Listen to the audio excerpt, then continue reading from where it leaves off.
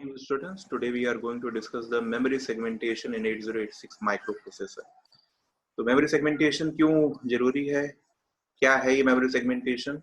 Or before going to architecture, it is necessary to understand the memory segmentation because without the knowledge of memory segmentation, it becomes very difficult to understand the 8086 micro architecture. तो मैंने आपको पहले बताया था कि दो concept में पहले से डिस्कस करने होंगे. First one is your pipelining, second one is your 8086 memory segmentation. Pipelining हमने डिस्कस किया था. हमने पाइपलाइनिंग क्यों यूज किया था? Pipelining are used to enhance the speed of your microprocessor in which you are fetching and executing the instruction simultaneously. In a similar manner, memory segmentation is also the solution of a problem. कोई problem है, उस problem का solution है memory segmentation. तो हमें समझना होगा कि मेमोरी सेगमेंटेशन क्या है. तो चलिए स्टार्ट करते हैं. पहले हम ये देखेंगे कि क्या प्रॉब्लम अराइज हुई थी और उस प्रॉब्लम को समझने के लिए हमें मेमोरी सेगमेंटेशन की जरूरत क्यों पड़ी. क्या है मेमोरी सेगमेंटेशन? 8085 माइक्रो प्रोसेसर की बात करते हैं तो 8085 माइक्रो प्रोसेसर में we have a 16 address line and with the help of a 16 address line we can access up to 2⁻16 memory location. It means we can access 64 kilobyte of memory location. While in case of 8086, we have a 20 address line. With the help of a 20 address line, we can access 2⁻20. That is 1 megabyte of memory locations. So in 8086, we can access 1 megabyte of memory locations. तो जब हमें memory बढ़ानी पड़ी, memory हम क्यों बढ़ा रहे थे? मेमोरी हम इसलिए बढ़ा रहे थे कि हमें और डेटा स्टोर करना था. That 64 kilobyte of memory is not enough to store the data. तो हमने मेमोरी एनहांस करना स्टार्ट किया. हम 8086 में 1 मेगाबाइट की बात करते हैं. आजकल हमारे पास जो हार्ड डिस्क हैं और पेन ड्राइव्स हैं उसमें हम गीगाबाइट्स की बात करते हैं, टेराबाइट्स की बात करते हैं. तो जब बहुत ज्यादा स्पेस हो जाता है तो हम डेटा को स्टोर करने के लिए कंसेप्ट को इन्वॉल्व किया हमने, जिसे हम कहते हैं मेमोरी सेगमेंटेशन. क्यों मेमोरी सेगमेंटेशन की जरूरत पड़ी, हम पहले इसको समझेंगे. आपके सामने एक ब्लॉक डायग्राम गिवन है. ब्लॉक डायग्राम नहीं, आपके सामने एक ब्रैकेट गिवन है. इस ब्रैकेट में कोड लिखा है, स्टैक लिखा है, डेटा लिखा है, एक्स्ट्रा लिखा है. पहले हम समझेंगे कि ये क्या चीजें हैं. देखिए, आपका प्रोसेसर है और आपकी मेमोरी है. तो जो कोई भी प्रोसेसर हो, आपकी इंफॉर्मेशन यानी प्रोग्राम, आपका कोड, आपका डेटा मेमोरी में स्टोर होता है. कोई भी प्रोसेसर होगा उसको मेमोरी से जाके वो डेटा को फेच आउट करना पड़ेगा. तो यहाँ पर आप देख रहे हैं कि आपका जो प्रोग्राम, जिसे मैंने कोड कहा है, जिसे हम ऑप कोड भी कहते हैं, वो मेमोरी में स्टोर होता है. आपका डेटा मेमोरी में स्टोर होता है. डेटा यानी कि जो भी हम जिसके ऊपर ऑपरेशन परफॉर्म करना चाहते हैं, जिसे हम ऑपरेंड कहते हैं, वो भी मेमोरी लोकेशन में स्टोर है. और स्टैक भी मेमोरी लोकेशन में होता है. स्टैक मैंने आपको बताया था जब हम 8085 माइक्रो प्रोसेसर पढ़ रहे थे. Stack is the organisation in which the operation is last in first out. जैसे आपके एसएमएस में होता है. एसएमएस में क्या होगा, आपका जो मैसेज सबसे लास्ट में आएगा वही मैसेज सबसे पहले दिखेगा. जैसे आपका ईमेल हुआ, ईमेल में क्या होता है, जो मेल सबसे लास्ट में आता है ईमेल आपका, वही लास्ट में आपको दिखता है कि नहीं है. तो वहां पे स्टैकिंग हो रही है, लास्ट इन फर्स्ट आउट, 1 2 3. लेकिन जब आप उसको एग्जीक्यूट करने लेंगे, जब आप उसको पढ़ने लेंगे, इट बिकम्स 3 2 1. जो सबसे टॉप पर है वही आपको सबसे पहले दिखेगा. Just like your SMS and email and so on, examples are there. तो ये तीनों चीजें आपकी मेमोरी के अंदर होती हैं. आपका program represented as here code and your data operand and the structural form of data that is stack. तो ये तीनों चीजें आपके मेमोरी के अंदर होती हैं. तो जो भी प्रोग्राम आप एग्जीक्यूट करते हैं किसी भी माइक्रो प्रोसेसर में, तो जब प्रोग्राम का एग्जीक्यूशन होता है, वो प्रोग्राम का एग्जीक्यूशन सीक्वेंशियली होता है. If you are going to execute the program, it occurs in a sequential manner. आपके पास फर्स्ट प्रोग्राम 2000 पे लिखा है, नेक्स्ट 2001 पे होगा, नेक्स्ट 2002, 3, 4, 5, 6, 7 एंड सो ऑन. तो प्रोग्राम का एग्जीक्यूशन सीक्वेंशियली होता है. तो यहाँ पर आपके पास जो ब्लॉक गिवन है वो टोटल 1 मेगाबाइट का है. 1 megabyte representing the total memory location available to 8086 microprocessor. इसमें क्या है आपका कि जो आपका कोड है, जो आपका प्रोग्राम है, वो टॉप पे लिखा हुआ है. प्रोग्राम सीक्वेंशियली एग्जीक्यूट हो रहा है. सीक्वेंशियली एग्जीक्यूशन का मतलब क्या हुआ, जैसे जैसे आप ऑपकोड फेच करते जाएंगे, वैसे वैसे मेमोरी क्या होगी आपकी, इनहेंस होती जाएगी. यानी आपका एरो दिख रहा है आपको डाउनवर्ड लगा हुआ है कोड में. डाउनवर्ड का मतलब क्या हो रहा है, सबसे ऊपर आपकी लोएस्ट मेमोरी थी, उसके बाद जैसे ही आप प्रोग्राम को फेच आउट करते जा रहे हैं, मेमोरी लोकेशन डाउनवर्ड डायरेक्शन में इनहेंस करते जा रही है. क्लियर है कि नहीं क्लियर है? बाकी चलते हैं डेटा की बात है. डेटा हमारा रैंडम फॉर्म में भी स्टोर हो सकता है, डेटा हमारा स्ट्रक्चर्ड फॉर्म में भी स्टोर हो सकता है. अगर हम डेटा को देखेंगे, डेटा को हम फेच आउट करना चाह रहे हैं, तो डेटा में जो आपका मेमोरी लोकेशन है कोई फिक्स नहीं है. वो अपवर्ड डायरेक्शन में भी जा सकता है, डाउनवर्ड डायरेक्शन में भी जा सकता है. तो आपको यहाँ पर ब्लॉक में दिख रहा होगा कि डेटा में जो बाय डायरेक्शनल एरो लगा है. बाय डायरेक्शनल एरो का मतलब क्या हुआ, इट कैन गो अपवर्ड और downward. It's not necessary that it is in structural form.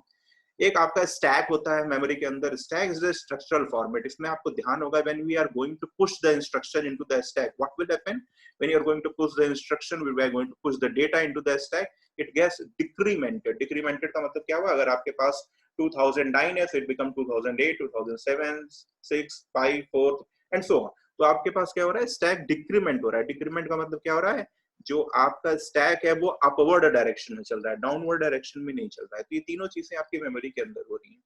Suppose करिए आप कोई प्रोग्राम लिखना चाह रहे हैं, कोई आपको टास्क दिया गया, प्रोग्राम आपने लिखा, आपने प्रोग्राम को एग्जीक्यूट किया, उसमें प्रोग्राम भी था, कोड भी था, सबको आपने कर दिया।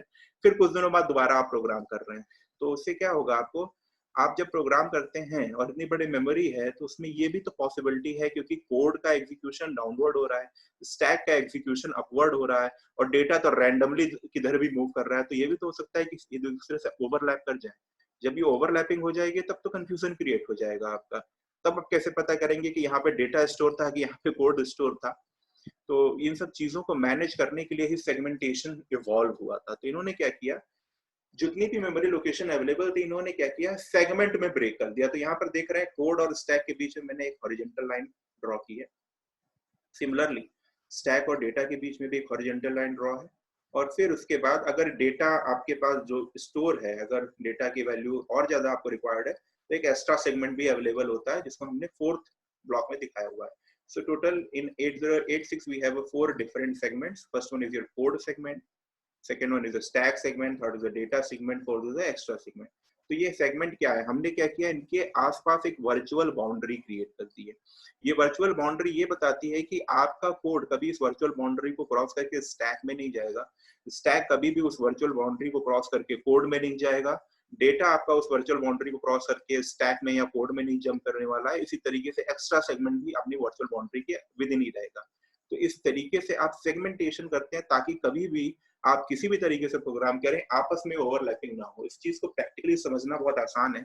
आजकल आप जब हम माइक्रो प्रोसेसर यूज करते हैं या पीसी यूज करते हैं, तो हम क्या करते हैं, हम जब कोई वर्ड फाइल खोलते हैं, ओपन करते हैं न्यू वर्ड फाइल, तो न्यू वर्ड फाइल ओपन करने के बाद हम कुछ भी जो उसमें रिलेवेंट इन्फॉर्मेशन है वो हम टाइप करते हैं। टाइप करने के बाद हम क्या इस चीज की टेंशन लेते हैं कि ये फाइल कहाँ जाके स्टोर हो जाएगा, नहीं, क्योंकि हम इसको स्टोर करने के लिए पाथ प्रोवाइड कर देते हैं, वही जाके स्टोर हो जाता है। क्योंकि हमने को क्या पता है, हमने उसको पाथ प्रोवाइड कर दिया, हमने सेगमेंटेशन कर दिया, हमें पता है कि ये कहाँ जाके स्टोर होना है। तो माइक्रो प्रोसेसर को हम पाथ प्रोवाइड कर देते हैं और उसे हम बता देते हैं कि सर ये म्यूजिक का फोल्डर है, ये वीडियो का फोल्डर है, ये ऑडियो का फोल्डर है, ये आपका डॉक्यूमेंट्स का फोल्डर है। तो हमने अलग अलग फोल्डर्स बना रखे जिसमें हम उससे रिलेवेंट इन्फॉर्मेशन स्टोर करते हैं, इससे कभी हमें कंफ्यूजन नहीं होता। तो ये क्या है, that is the process of segmentation, ताकि कभी भी डेटा आपस में मिक्स ना हो। That process known as a segmentation. अब आगे चलते हैं इस चीज को समझने के लिए कि क्या हो रहा है आपका।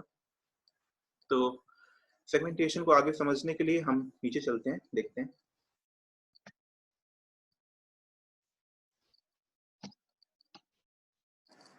तो इस डायग्राम को देखिएगा। इस डायग्राम में हमारे पास क्या है, total 1 MB of memory location है, जिसको हमने 4 सेगमेंट में ब्रेक किया है।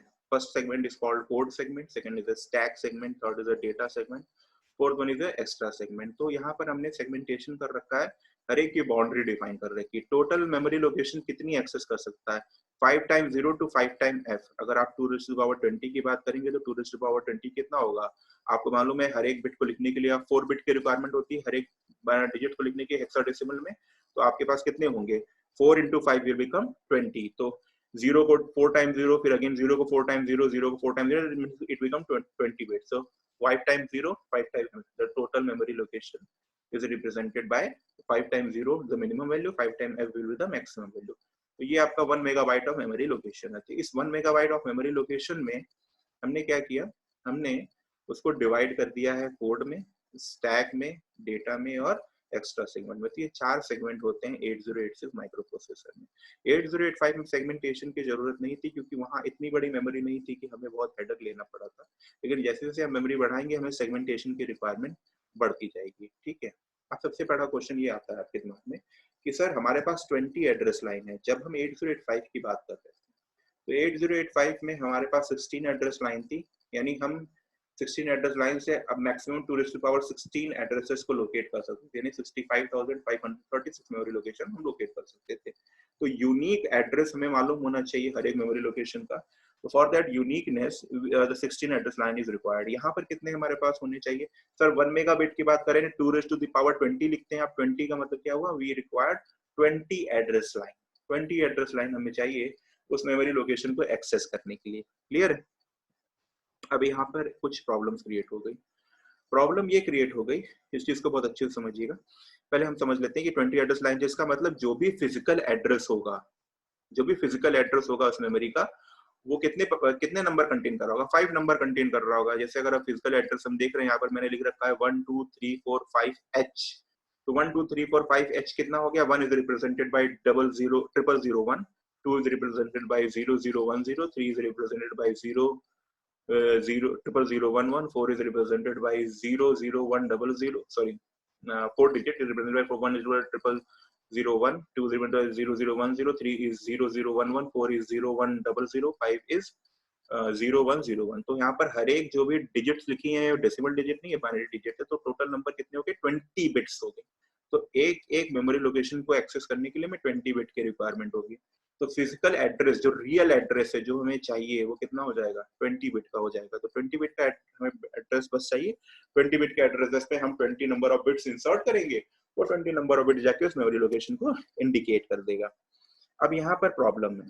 प्रॉब्लम क्या है कि इसे हम रियल एड्रेस कहते हैं। रियल एड्रेस इसलिए है क्योंकि 20 बिट की हमें एड्रेस लाइन है, 20 बिट चाहिए एक मेमोरी लोकेशन को एक्सेस करने के लिए। लेकिन समझने की बात यह है कि जो माइक्रो प्रोसेसर का आर्किटेक्चर डिजाइन किया गया, वो डिजाइन किया गया 8 बिट, जिसको हम 1 बाइट कहते हैं, 16 बिट यानी 2 बाइट का कॉम्बिनेशन है, 24 बिट 3 बाइट का कॉम्बिनेशन है, एंड सो ऑन। तो हम यहाँ बाइट के फॉर्म में चलते हैं। अगर आपके पास 8 बिट है तो आप एक्सेस कर सकते हैं 2⁸ number of memory location. It means 256 memory location you can access. If you have a 16 address line, you can access 2⁻16 memory location. If you have a 20 address line, तो बात यहाँ पर है कि 20 एक absurd नंबर है। 20 नहीं होता, समझिएगा। मैंने आपको बताया था कि बेसिक जो मेमोरी होती है वो 8 बिट की है आपकी, ठीक है? तो 8 है, 8 के मल्टीपल्स में इंक्रीमेंट हो रहा है आपका। तो 8 का मल्टीपल में इंक्रीमेंट होगा तो 8 का सेकंड टाइम 16 होगा, फिर उसके बाद 24 होगा, एंड सो ऑन। लेकिन 20 तो नहीं आता कहीं से।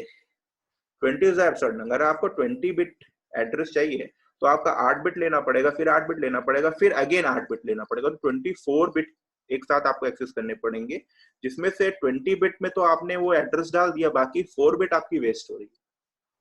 मैं जो बोल रहा हूँ उसको बहुत ध्यान से समझिएगा। यहाँ पर हमारे पास जो माइक्रो प्रोसेसर है उसमें 8 बिट का आर्किटेक्चर डिफाइन किया गया है। तो अगर हमारे पास 8 बिट के एड्रेस है, ठीक है, हम एक्सेस कर सकते हैं। 16 बिट का एड्रेस है, ठीक है, हम 2 बार में एक्सेस कर लेंगे। 20 बिट के एड्रेस को एक्सेस करने का क्या तरीका है? हमें 3 बाइट की रिक्वायरमेंट होगी। हम 2.5 बाइट का कोई कंसेप्ट नहीं है कि हमने 2 बाइट लिया 16 एक निब्बल लगा लिया, नहीं, इसका कोई कंसेप्ट नहीं होता है। हर बार अगर आपको 20 बिट के एक्सेस करना है तो आपको 3 बाइट की एड्रेस लाइन को यूज करना पड़ेगा, जिसमें आपका 4 बिट हमेशा खाली जाएगा। तो जितनी बार भी ऑपरेशन करेंगे 4 बिट आपकी हमेशा खाली जाने वाली है, 4 मेमोरी लोकेशन लास्ट वाली बाइट की। और वो सही नहीं है, वो एक इंटेलिजेंट आंसर नहीं था, इंटेलिजेंट अप्रोच नहीं होगी किसी मेमोरी लोकेशन को एक्सेस करने के लिए। तो इसका अल्टरनेटिव फॉर्म ढूंढा गया कि ऐसा क्या करें। तो हम कुछ ऐसा चाहते थे कि जो कंपैटिबल हो 8086 के साथ। हम चाहते थे कि हम 1 MB मेमोरी लोकेशन एक्सेस करना चाहते थे, क्योंकि रिक्वायरमेंट बढ़ रही थी, मेमोरी लोकेशन ज्यादा चाहिए थी।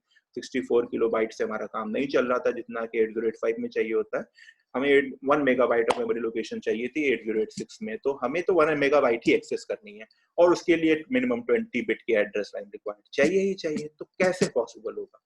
तो इन्होंने किया क्या, जो आपका ये फिजिकल एड्रेस था 20, जिसमें एड्रेस लाइन की जरूरत थी 20 बिट की एड्रेस लाइन की, इन्होंने किया क्या, इस फिजिकल एड्रेस को 2 एड्रेस में ब्रेक कर दिया। कौन वो 2 एड्रेस थे? एक एड्रेस को इन्होंने कहा, यहाँ पे देखिए साफ साफ लिखा हुआ है, उस एड्रेस को इन्होंने कहा सेगमेंट एड्रेस, और दूसरे को कहा उन्होंने offset address. Segment address 16 bit का है और ऑफसेट एड्रेस 16 बिट का है। दोनों पॉसिबल है, बिल्कुल पॉसिबल है, क्योंकि दोनों बाइट कंपैटिबल है। 16 बिट का एड्रेस लाइन हो सकती है, वो बाइट कंपैटिबल है। तो यहाँ पर समझना, इसको हमने क्या कहा, वर्चुअल एड्रेस। ध्यान रखिएगा, 8086 में दो एड्रेस एग्जिस्ट करते हैं, एक फिजिकल एड्रेस उस एड्रेस का रियल एड्रेस है जिससे हम उस मेमोरी लोकेशन के बारे में बताते हैं, लेकिन उस रियल एड्रेस को हम एक्सेस करने के लिए 20 बिट की एड्रेस लाइन नहीं यूज कर रहे हैं, हम यहाँ पर क्या कर रहे हैं 16 बिट का एड्रेस यूज कर रहे हैं with an other 16 bit address. जो पहला सेगमेंट एड्रेस है उसको 16 बिट से रिप्रेजेंट कर रहे हैं, दूसरा एड्रेस को हम ऑफसेट एड्रेस करें वो 16 बिट का है। सपोज करिए जैसे कि आप कोड सेगमेंट देख रहे हैं, समझिएगा बात को, कोड सेगमेंट मैंने एरो दिखाया है, कोड सेगमेंट का जो टॉप है सबसे ऊपर उसको मैंने मेमोरी लोकेशन डिफाइन किया है 4 टाइम्स 0 ये जो पहला स्टार्टिंग एड्रेस है कोड सेगमेंट का, इसको रिप्रेजेंट करने के लिए हम किसको यूज करते हैं, सेगमेंट एड्रेस को यूज करते हैं, ठीक है। तो अभी total number of memory location कितनी होगी 000 से लेके FFF, यानी स्टार्टिंग एड्रेस तो हमारा क्या होगा सेगमेंट एड्रेस हो गया।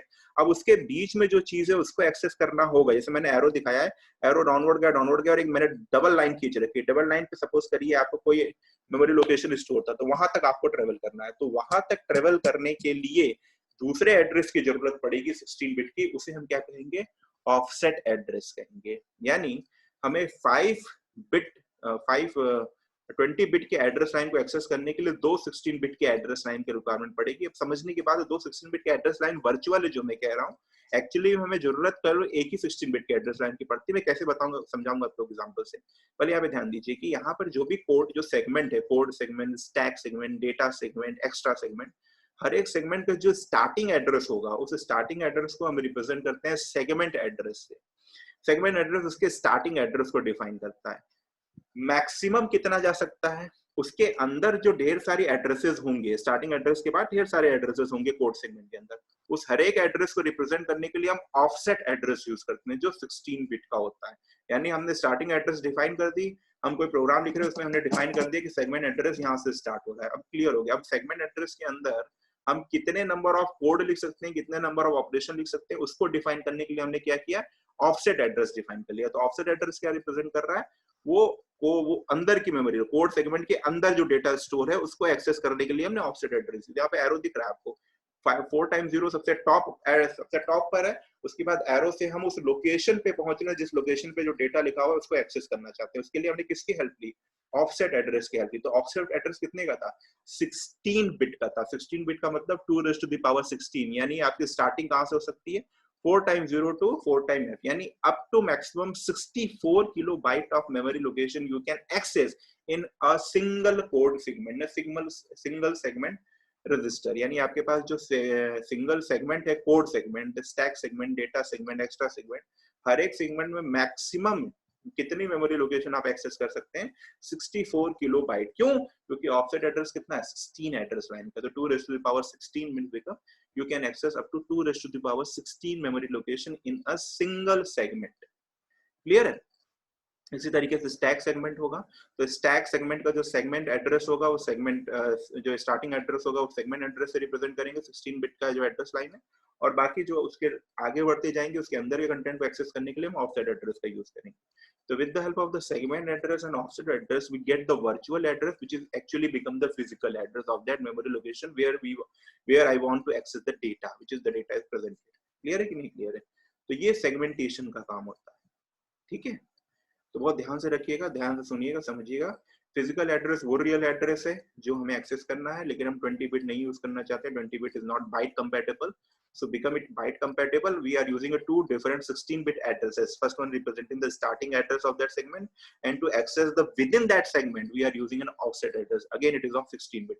so with the help of that 16-bit we can access 2 raised to the power 16 means 2 raised to 64 kilobyte of memory location। so in a code segment, stack segment, data segment, extra segment, we can access up to 64 kilobyte of memory location। it is the maximum limit that we can access within each segment।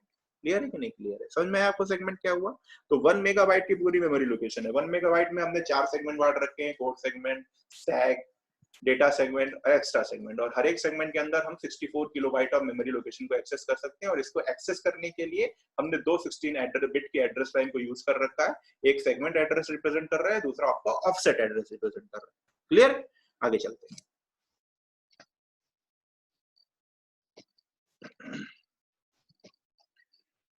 Diagram को बहुत ध्यान से देखिएगा। 8086 एक micro processor है। Micro processor के अंदर ढेर सारे रजिस्टर होते हैं, जैसे आपको ध्यान होगा 8085 के अंदर जनरल पर्पस रजिस्टर थे, स्पेशल पर्पस रजिस्टर थे, सब होते थे कि नहीं होते थे। वैसे हम जब आर्किटेक्चर देखेंगे 8086 का तो उसमें भी ढेर सारे रजिस्टर होंगे, उसकी डिटेल में देखेंगे। उनके अलावा ये सारे रजिस्टर भी प्रेजेंट होते हैं 8086 के, क्योंकि हम सेगमेंटेशन की बात करें, सेगमेंटेशन में इनका जानना बड़ा जरूरी है। तो ध्यान देखिएगा 8086 में दो रजिस्टर है यहाँ पर, एक क्या है सेगमेंट रजिस्टर, दूसरा क्या है ऑफसेट रजिस्टर। ये रजिस्टर केवल उस जो आपके सेगमेंट है वो मेमोरी लोकेशन में पड़े, ये सेगमेंट नहीं है, ये उस सेगमेंट के एड्रेस को रिप्रेजेंट करने के लिए रजिस्टर है। जाहिर सी बात है वो रजिस्टर जहां पर आप इसे बोलिए कोड सेगमेंट है, तो कोड सेगमेंट का स्टार्टिंग एड्रेस कहाँ होगा माइक्रो प्रोसेसर में, इस कोड सेगमेंट सीएस में स्टोर होगा। इसी तरीके से आपका स्टैक सेगमेंट है, स्टैक सेगमेंट का स्टार्टिंग एड्रेस कौन बताएगा, ये डबल एस बताएगा।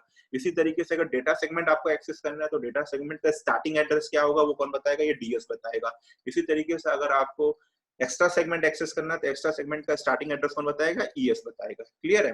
अब जब सीएस उसके स्टार्टिंग एड्रेस दे रहा है कोड सेगमेंट का, एसएस उसके स्टैक सेगमेंट का स्टार्टिंग एड्रेस दे रहा है, डीएस उसके डेटा सेगमेंट का स्टार्टिंग एड्रेस दे रहा है, ईएस उसके एक्स्ट्रा सेगमेंट का स्टार्टिंग एड्रेस दे रहा है, तो उसके अंदर जो डेटा पड़ा हुआ है उसको कौन बताता है, ऑफसेट एड्रेस बताता है। तो ऑफसेट एड्रेस को बताने के लिए भी हमारे पास 4 अलग अलग ब्लॉक प्रेजेंट है 8086 माइक्रो प्रोसेसर के अंदर। कोड सेगमेंट के लिए जो ऑफसेट रजिस्टर होता है वो होता है इंस्ट्रक्शन पॉइंटर। ध्यान से सुनिएगा, कोड सेगमेंट का मतलब क्या हुआ, इंस्ट्रक्शन ही तो हुए, प्रोग्राम ही तो हुआ। तो कोड सेगमेंट जब हम स्टार्ट करेंगे तो उसके अंदर क्या लिखा हुआ था, सर उसके अंदर प्रोग्राम और कोड लिखे हुए। तो प्रोग्राम और कोड को रिप्रेजेंट करने के लिए आप क्या यूज करते थे, इंस्ट्रक्शन पॉइंटर। तो कोड सेगमेंट को रिप्रेजेंट करने के लिए जो ऑफसेट रजिस्टर यूज किया जाता है, जो ये बताएगा कि एक्चुअली में मुझे कहाँ जाना है, वो रिप्रेजेंट करे कोड सेगमेंट के अंदर, उससे हम रिप्रेजेंट करते हैं इंस्ट्रक्शन पॉइंटर से। इसी तरीके से स्टैक सेगमेंट के अंदर जो ऑफसेट एड्रेस है उसको रिप्रेजेंट करने के लिए हम स्टैक पॉइंटर यूज करते हैं। क्लियर है कि नहीं क्लियर है। स्टैक को एक्सेस करने के लिए स्टैक पॉइंटर, डेटा सेगमेंट को एक्सेस करने के लिए सोर्स इंडेक्स, और एक्स्ट्रा सेगमेंट को रिप्रेजेंट के अंदर डेटा को एक्सेस करने के लिए डेस्टिनेशन इंडेक्स। तो ये 4 तरीके की चीजें हैं जिसमें सेगमेंट रजिस्टर को हम सीएस, एसएस, डीएस और ईएस कहते हैं, और ऑफसेट रजिस्टर जो उसी के अंदर के डेटा को एक्सेस करना है उसको रिप्रेजेंट करने के लिए instruction pointer, stack pointer, source index and destination index हम कहते हैं। क्लियर है क्लियर, यहाँ पे लिखा हुआ है डायग्राम में। अब यहाँ पे मैं वही बताना चाह रहा हूँ कि अगर आपको कोई एक्सेस करना है तो माइक्रो प्रोसेसर क्या करेगा, माइक्रो प्रोसेसर कहेगा कि भाई अगर मुझे उस मेमोरी लोकेशन पे जाना है तो उस मेमोरी लोकेशन पे जाने के लिए मुझे 20 बिट का एड्रेस चाहिए, मेरे पास 20 बिट का एड्रेस है ना, मैं 20 बिट का एड्रेस लेके जाऊंगा। लेकिन ये 20 बिट का एड्रेस तो फिजिकल एड्रेस है, और 20 बिट के फिजिकल एड्रेस को वहाँ मेमोरी लोकेशन में तो नहीं एक्सेस कर सकते हैं क्योंकि बाइट कंपैटिबल नहीं था। तो हम करते क्या है, हम एक फॉर्मूला डिराइव किया है। फॉर्मूला से हम क्या करते हैं, उस फिजिकल एड्रेस तक पहुंचते जरूर हैं लेकिन with the help of that segment register and offset register. Formula क्या है, मैंने नीचे लिख रखा है, देखिएगा यहाँ पे दिख रहा है फिजिकल एड्रेस रिप्रेजेंटेड बाय पीए। बहुत ध्यान से सुनिएगा, फॉर्मूला बहुत जरूरी है। एग्जाम में अक्सर एक छोटा सा 2 मार्क्स का क्वेश्चन पूछ देते हैं, इसमें पूछते हैं कि calculate the physical address if the segment address is this one and offset address is this one. Clear है। तो देखते हैं यहाँ पर दिख रहा है आपके पास physical address represented by PA is equal to segment address into 10h। h is the hexadecimal number, मैंने आपको पहले बताया था। यहाँ पे माइक्रोप्रोसेसर में जो कुछ भी आप करने वाले हैं सब हेक्साडेसिमल में करना है, भूल जाओ decimal number system, binary number system भूल जाओ, हेक्साडेसिमल में। अगर माइक्रोप्रोसेसर खोल रखा है आपने तो दिमाग में केवल आपके हेक्साडेसिमल दौड़ना चाहिए।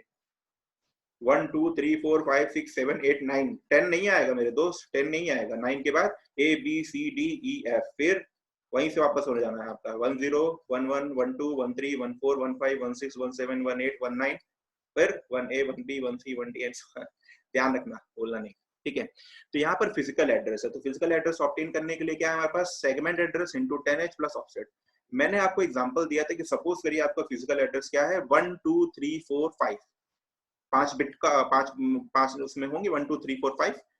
अगर इसको ऑब्टेन करना है तो क्या होगा, सेगमेंट रजिस्टर। अब यहाँ पर देख रहे हैं कि सपोज करिए मुझे कोड सेगमेंट में जाना है, तो कोड सेगमेंट मैंने आपको बताया था कि जो स्टार्टिंग एड्रेस होगा वो कितने बिट का होगा, 16 बिट का होगा। 16 बिट का मतलब आपने, मैंने यहाँ पे सपोज करिए एग्जांपल ले रखा है, ऊपर देख रहे हैं ब्लॉक में कोड सेगमेंट के पास लिखा हुआ है 1000 16 बिट है। हाँ सर, 1 को 4 टाइम्स 0001, 0 को 4 टाइम्स 0, 0 को 4 टाइम्स 0 और 0 को 4 टाइम्स 0, तो 1 को रिप्रेजेंट किया 0001 से, 0 को 4 टाइम्स 0, 4 टाइम्स 0 4 टाइम्स, टोटल कितना हो गया 16 बिट। ये कंपैटिबल, बिल्कुल सही लिखा है आपने। कोड सेगमेंट में 16 बिट का एड्रेस से रिप्रेजेंट किया 1000 से। अभी इंस्ट्रक्शन पॉइंटर जो कि ऑफसेट है उसको भी 16 बिट से रिप्रेजेंट करना है, तो कितने नंबर से रिप्रेजेंट करेंगे सर? 4 नंबर से रिप्रेजेंट करेंगे। 2 3 4 5, 2 3 4 5 में क्या हो गया? 2 को रिप्रेजेंट करेंगे 0 0 1 0, तो 3 को रिप्रेजेंट करेंगे 0 0 1 1, 4 is 0 1 0 0, 5 is 0 1 0, टोटल 16 बिट हो गया। तो अगर आपको फिजिकल एड्रेस चाहिए 1 2 3 4 5, तो यहाँ पे सेगमेंट रजिस्टर आपने क्या रखा?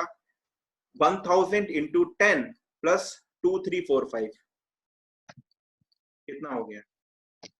1000 into 10 plus 2 3 4 5 लिखा, 1 2 3 4 5 हेक्साडेसिमल नंबर। देख लीजिए यहाँ पर आपको 5 नंबर मिल गए हैं फिजिकल एड्रेस। आप किस एड्रेस को एक्सेस करना चाह रहे थे? आप 1 2 3 4 5 मेमोरी लोकेशन को एक्सेस करना चाह रहे थे। इस जो जिस मेमोरी का जो एड्रेस है, फिजिकल एड्रेस है, वो था 1 2 3 4 5, तो 1 2 3 4 5 को ही एक्सेस करना था। लेकिन इसको एक्सेस नहीं डायरेक्टली आप कर सकते थे। इसको एक्सेस करने के लिए आपने दो रजिस्टर को यूज किया, सेगमेंट एंड ऑफसेट। तो फॉर्मूला क्या था? Multiply the segment address with 10h and add that resultant multiplication output with the offset address. So CS into 10 plus IP will produce the physical address. तो physical address ही real है, ये तो virtual था।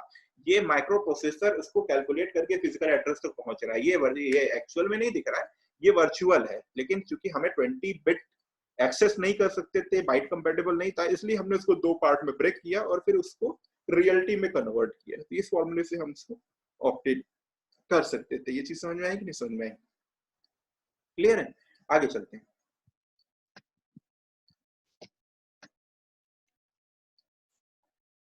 ठीक है,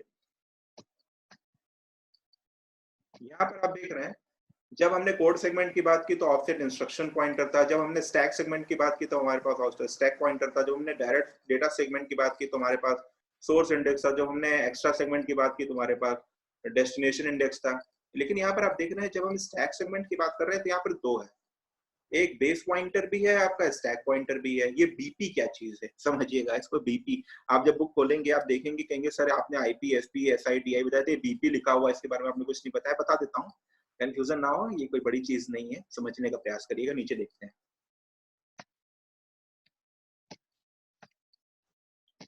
ठीक है। यहाँ पर मैंने एक स्टैक बना रखा है।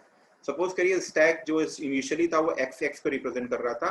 आपने 10 डेटा उसमें आपने क्या किया, पुश किया 1 2 3 4 5 6 7 8 9 10। अभी स्टैक कहाँ रिप्रेजेंट कर रहा होगा? सबसे top of the stack address को रिप्रेजेंट कर रहा होगा, यानी 10 को रिप्रेजेंट कर रहा है स्टैक। सपोज करिए आफ्टर द इंसर्शन आपने ढेर सारे इंसर्शन कर रहे हैं, मैं तो यहाँ 10 ही किया हूँ। जब आप प्रोग्राम करते हैं, स्टैक यूज करते हैं, ढेर सारे इंसर्शन आप करते जाते हैं, डेटा स्टोर होता जा रहा है। एट अ टाइम आपको पता है कि यार जो थर्ड नंबर वाली पोजीशन थी तो गलत स्टोर हो गई, वो तो मैंने गलत स्टोर कर दिया है, वो प्रोग्राम ही गलत है। तो अब क्या करेंगे? आप सारे डेटा को वापस पॉप करेंगे, वापस वहां पहुंचेंगे, सही डेटा इंसर्ट करेंगे, फिर पुश करेंगे। क्या कर रहे हो? कर सकते हो, टाइम लगेगा ना। कुछ इंटेलिजेंट और स्मार्ट वर्क हो जाए। इंटेलिजेंट और स्मार्ट वर्क को करने के लिए इन्होंने यहाँ पर क्या किया कि एक अलग पॉइंटर डिफाइन किया, जिसे हम कहते हैं बेस पॉइंटर। अगर आपकी स्टैक में किसी पर्टिकुलर पोजीशन को आपको एक्सेस करना है रेंडमली, उसके लिए उन्होंने यहाँ पे बेस पॉइंटर बताया था। यहाँ पे लिखा है it can randomly access the stack which make it more flexible. Third position गलत है, वहां पे बेस पॉइंटर को बताइए, थर्ड से पोजीशन को हटाएगा, उसमें जो करेक्ट डेटा है वो इंसर्ट करेगा, आपका काम हो जाएगा। तो इस तरीके से समझने का प्रयास करिए कि जो आपका स्टैक सेगमेंट है, स्टैक सेगमेंट में दो ऑफसेट एड्रेस होते हैं, एक स्टैक पॉइंटर से रिप्रेजेंट होता है, दूसरा बेस पॉइंटर से रिप्रेजेंट होता है। और this is all about the segmentation in 8086। I hope, मैं आशा करता हूँ कि आप सभी लोगों को सेगमेंटेशन समझ में आया होगा। तो with the help of that segmentation अब हम नेक्स्ट लेक्चर में आर्किटेक्चर कवर कर सकते हैं, क्योंकि सेगमेंटेशन का सामना हमें आर्किटेक्चर में करना पड़ता है। तो अब चीजें क्लियर हैं। 8085 में कोई सेगमेंटेशन नहीं था, डायरेक्टली मेमोरी पर हम एक्सेस करते थे, डायरेक्टली मेमोरी पर अटैक करते थे। यहाँ पर डायरेक्टली अटैक नहीं करेंगे, हम यहाँ पे समझ जाएंगे कि कोड लेना है तो कोड सेगमेंट में जाना है, स्टैक अगर हमें स्ट्रक्चरल फॉर्म में स्टोर करना है तो स्टैक सेगमेंट में जाना है, डेटा है तो डेटा सेगमेंट में जाना है, अगर सब कुछ होने के बाद भी अगर मेमोरी कम पड़ रही तो एक्स्ट्रा सेगमेंट में जाना है। ये हम 8086 में माइक्रो प्रोसेसर में समझेंगे। आज के लिए thank you to all of you to listen और कीप स्टडिंग। Thank you.